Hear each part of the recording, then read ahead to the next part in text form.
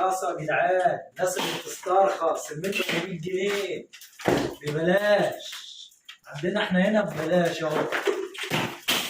يقول لك ليه؟ روح للزبون يقول لك ليه. اهو زاوية مفيش.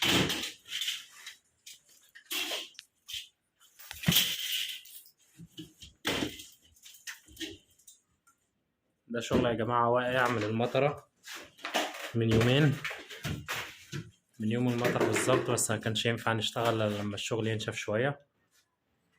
طبعا الحمد لله قدر ولطف بأصحاب الشقة وما فيش حاجة وقعت على حد، الحمد لله ربنا ستر. بس تعالى كده يا اسطى، تعالى يا اسطى كده يا اسطى، صور يا اسطى.